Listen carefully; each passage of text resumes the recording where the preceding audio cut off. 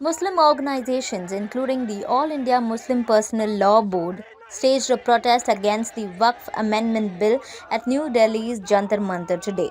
Speaking at the protest, AIMIM MP Asaduddin Owaisi had a note of warning for Chandrababu Naidu, Nitish Kumar, and Chirag Paswan. और हम caution कर रहे हैं चंद्रबाबू नायडू को, हमारे पासवान साहब को और नीतीश कुमार को, याद रखिए दुनिया जब तक कायम रहेगी, अगर आप इस वक्त नाजुक वक्त में इस बिल की तायीद करेंगे तो आपको मुसलमान कभी नहीं माफ करेगा, क्योंकि आपकी तायीद की वजह से ये बिल कानून बनेगा।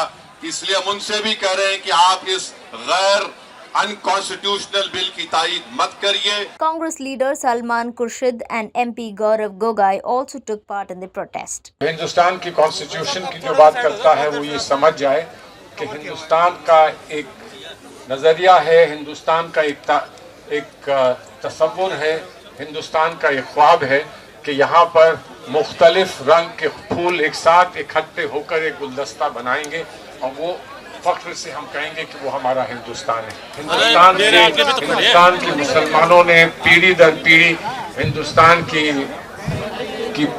बढ़ोतरी के लिए, हिंदुस्तान की मकबूलियत के लिए कितना काम किया है और कितनी अपनी खिदमत पेश की हैं, इसको कोई नज़रअंदाज नहीं कर सकता। While the Delhi police permitted AIMBLB to hold a peaceful protest until 1 p.m., the Hindu activists who held a counter-protest against the Muslim organizations at Jantar Mantar were detained by the police. हिंदुओं की जमीन है, हिंदुओं की जमीन पर कब्जा कर रखा तेजगढ़ चौराहे पे। कितने ऐसे मुद्दे हैं आप देखिए, लेकिन दबा दिए जाते हैं, दबा दिए जाते हैं। बहुत भावुक आप केवल राजनीति के लिए सब साला देश राजनीति की भेंट चढ़ रहा है।